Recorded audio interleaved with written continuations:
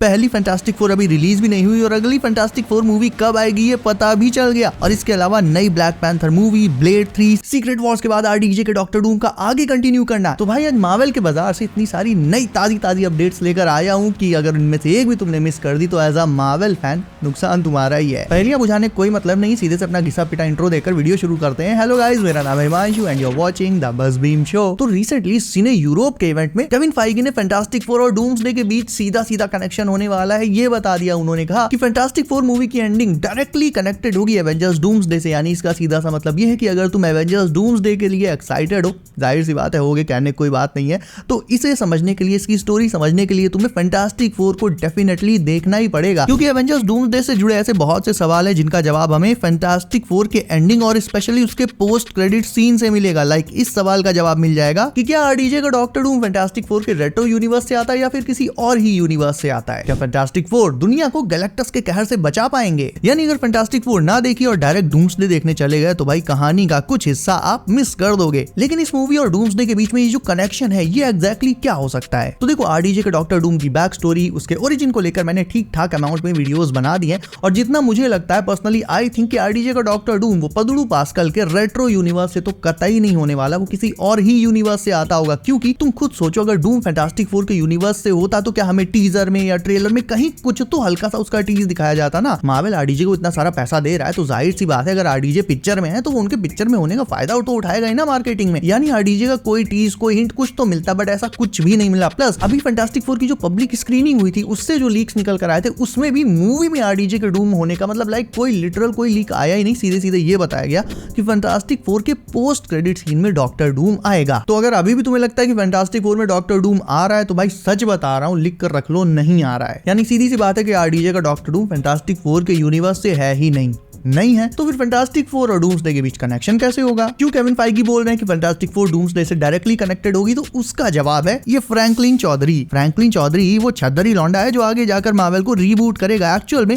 Franklin के पास reality altering powers हैं और इन पावर्स की जरूरत है डूम को, ताकि वो मल्टीवर्स को खत्म करके अपने लिए एक अलग सेपरेट सोल रियलिटी बना सके जिसमें उसका हुक्म चले, एके बैटल वर्ल्ड। तो डूम का फैंटास्टिक फोर से कोई लेना देना नहीं है दूर तक, लेकिन वो फ्रैंकलिन रिचर्ड्स को जरूर से किडनैप करना चाहता है ताकि उसकी पावर्स का यूज वो अपने मिशन के लिए यानी मल्टीवर्स को डिस्ट्रॉय करने के बाद बैटल वर्ल्ड बनाने में कर सके। और काफी लोगों का ये मानना है कि थंडरबोल्ट्स के पोस्ट क्रेडिट वाली शिप में एक्चुअल में डूम और फ्रैंकलिन ही है, जो कि डेफिनेटली सच भी हो सकता है। ये जो शिप है ये डॉक्टर डूम ने अपने यूनिवर्स के फैंटास्टिक फोर से चुराई हो और फिर पदुडू पास्कल के फ्रैंकलिन रिचर्ड्स को किडनैप करके इसी शिप में भर के फिर वो इसे लेकर अर्थ 616 में आ गया हो। इवन केविन फाइगी भी ये बोल चुके हैं कि थंडरबोल्ट्स के पोस्ट क्रेडिट सीन में हमें जो शिप दिखाई गई है वो उन्हें नहीं लगता कि पेड्रो पास्कल वाली फैंटास्टिक फोर की शिप है, उन्हें लगता है ये कोई और ही शिप है। तो इससे बड़ा इशारा और क्या ही होगा। अब भाई अगला मुंह खोल के स्पॉइलर थोड़ी ना दे देगा। तो ये एक बहुत बड़ा शॉक होगा जब सब सोच रहे होंगे कि यार इस शिप से फैंटास्टिक फोर निकलेंगे तो निकलेगा इससे डूम और फ्रैंकलिन।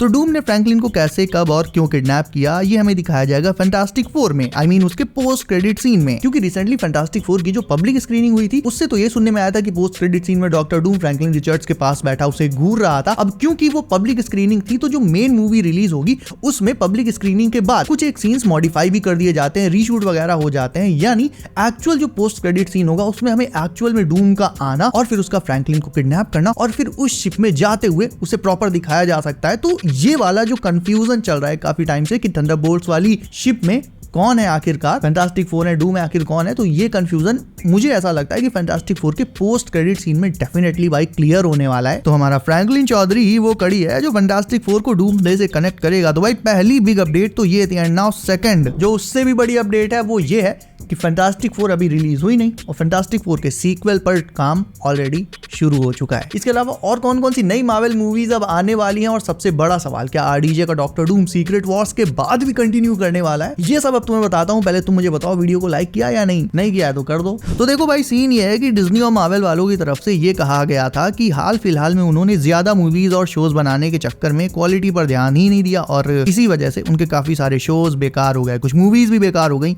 इसीलिए मार्वल मतलब साल में सिर्फ 2 या ज्यादा से ज्यादा खींच के 3 मूवीज ही ला सकता है। बट अगर तुम्हें लगता है कि सीक्रेट वॉर्स के बाद भी एंड गेम के बाद वाले टाइम की तरह सन्नाटा छा जाएगा तो भाई गलत सोच रहा हो। सीक्रेट वॉर्स के बाद ही तो असली गेम शुरू होना है, क्योंकि सीक्रेट वॉर्स आ रही है 2027 में, राइट। और इस मूवी के एंड में मार्वल सिनेमैटिक यूनिवर्स हो जाएगा सॉफ्ट रिबूट, यानी इसके बाद अगले साल यानी 2028 में 1 नहीं 2 नहीं 3 नहीं टोटल 4 मार्वल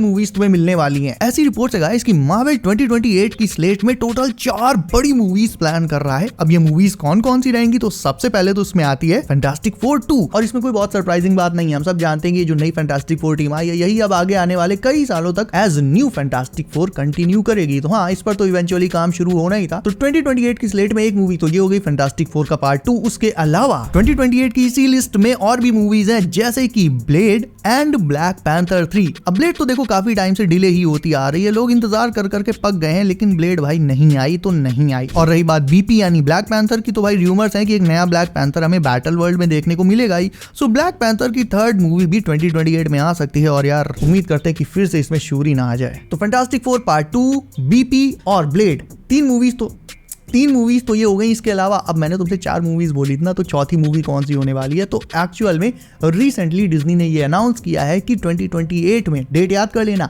December 15, 2028 को वो एक और अनटाइटल्ड मार्वल मूवी रिलीज करेगा। अनटाइटल्ड है तो भाई टाइटल तो इसका क्लियर नहीं है, बट फिकर नॉट, टाइटल भी तुम्हें बताता हूँ कि क्या हो सकता है, मतलब सबसे ज्यादा चांसेस किसके हैं। तो रिसेंटली तो थॉर को लेकर काफी र्यूमर्स चल रही थी कि डूम्सडे या सीक्रेट वॉर्स में उसका नंबर लग सकता है, लेकिन उसके बाद एक नई रिपोर्ट आई जिसमें कहा गया कि थॉर 5 ऑलरेडी डेवलपमेंट में है, यानी ये जो 2028 की दिसंबर वाली मूवी है ये डेफिनेटली थॉर 5 भी हो सकता है थॉर की लास्ट जो सोलो मूवी है वो हमें 2028 में देखने को मिले। और ये देखा जाए तो बहुत बढ़िया है, मतलब मार्वल के नए सागा की शुरुआत अगर थॉर की एक सोलो मूवी से होती है तो भाई अच्छा क्या ही हो सकता है, हम लोग नेक्स्ट सागा में कंफर्टेबली एंटर कर पाएंगे। मतलब एक बहुत हम लोग को नया टाइप फील नहीं आएगा, कुछ पुराने हीरोज की मूवीज आएंगी, टीम अप वगैरह होंगे, तो मतलब काफी अच्छा लगेगा देखने में। इसके अलावा थोड़े चांसेस ये भी है कि ये मूवी थॉर 5 ना होकर और कोई मूवी हो सकती है, और कोई से मेरा मतलब है कि नेक्स्ट सागा की फर्स्ट एवेंजर मूवी, बट मेरे ख्याल से ऐसा नहीं होगा, क्योंकि 2026 में एवेंजर्स डूम्सडे आ रही है, 2027 में सीक्रेट वॉर्स आ रही है, एवेंजर्स सीक्रेट वॉर्स, तो भाई उसके बाद 2028 में भी अगर एक और एवेंजर्स आ गई तब तो भाई झड़ी लग जाएगी ना। मुझे नहीं लगता लगातार 3 साल तक मार्वल एवेंजर्स मूवी लाएगा, 2 साल आ रही है बस बहुत है। तो हाँ, मेरे ख्याल से ये जो December 15, 2028 वाली मूवी है ये थॉर 5 ही रहने वाली है। हाँ, इतना जरूर है कि अगर ये थॉर 5 नहीं होती है तो एवेंजर्स लेवल की कोई और बड़ी टीम अप वाली मूवी जरूर से हो सकती है, जिसमें हमें मल्टीपल हीरोज का टीम अप दिखाया जा सकता है। अब ये हीरोज जो होंगे हो सकता है कुछ नए हों, कुछ पुराने हो, रिबूट के बाद जो कुछ नए चेहरे आने हो सकता है वो हों, उनके साथ हो सकता है कुछ पुराने हीरोज का मसाला मिला दिया जाए, जो भी हो विल सी। जैसे जैसे टाइम आगे बढ़ेगा नई नई लीक्स निकल कर आएंगी, और सबसे पहले मैं ही तुम्हें बताता हूँ, तो बेल आइकन दबा लो जरा। और फाइनली बात करें कि क्या आरडीजे का डॉक्टर डूम वो सीक्रेट वॉर्स के बाद नेक्स्ट सागा में भी एज डॉक्टर डूम कंटिन्यू करेगा या नहीं, क्योंकि विक्टर वॉन डूम कोई ऐसा विलन नहीं है जो सिर्फ 2 मूवीज में आकर खत्म हो जाए। तो आरडीजे का मार्वल के साथ अगर सीक्रेट वॉर्स तक का ही कॉन्ट्रैक्ट है तो भी कोई दिक्कत नहीं है भाई, डूम फिर भी सीक्रेट वॉर्स के बाद नेक्स्ट सागा में भी कंटिन्यू कर सकता है, और इसके सिर्फ और सिर्फ 2 ही पॉसिबल तरीके हैं। पहला तो ये है कि आरडीजे का डूम रियल डॉक्टर डूम हो ही ना, लाइक मेरी वो वाली थ्योरी जिसमें मैंने तुम्हें बताया था कि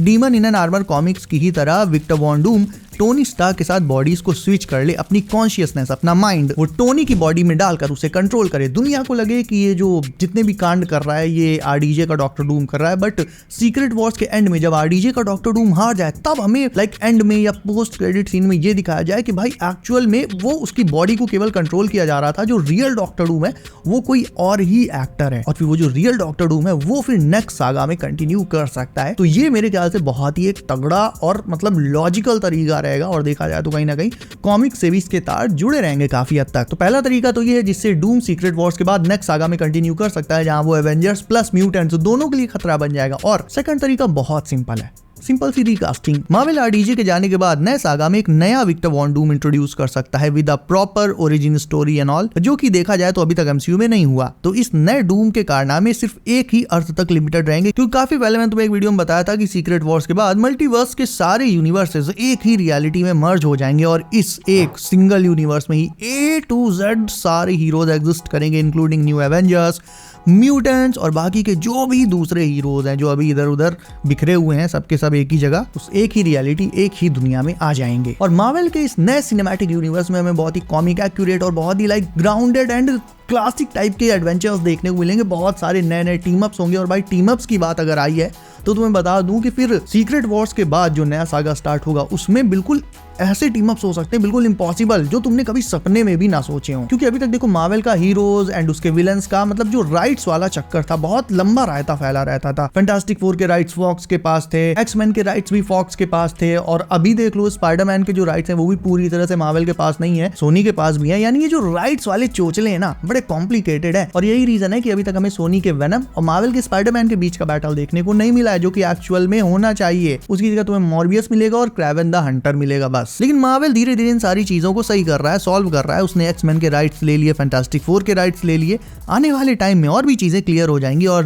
तब जाकर हमें प्रॉपर एक ऐसा एमसीयू मिलेगा जिसमें A to Z सारे फैन फेवरेट हीरोज सब के सब एक ही दुनिया में एग्जिस्ट करते होंगे, और फिर टीम अप्स की ऐसी ऐसी पॉसिबिलिटीज निकल कर आएंगी भाई। मतलब इमेजिन करो गोस्ट राइडर और डेडपूल का टीम अप, या फिर थॉर वर्सेस सेंट्री की फाइट। तो भाई ऐसे तमाम इनफाइनाइट सिनेरियोज बन जाएंगे जिनका यूज मार्वल अपनी मूवीज में कर पाएगा, और भाई ये सिनेरियोज बिल्कुल ही नेक्स्ट लेवल होंगे। और भाई फिर मार्वल के भी और अपने भी मजे ही मजे। तो हाँ, मार्वल का फ्यूचर तो ब्राइट है। And that's it for today guys. ये थी सारी अपडेट्स। अब तुम्हारा कोई सवाल हो, तुम्हारे कोई थॉट्स हो तो डेफिनेटली कमेंट करके पूछ या बता सकते हो। इसके अलावा नए हो देन सब the channel press the bell icon, and like ना किया हो तो वो भी कर दो। तो बी सेफ गाइस, अपना ख्याल रखिए आप। मेरा नाम है Himanshu and as always I will see you in next one.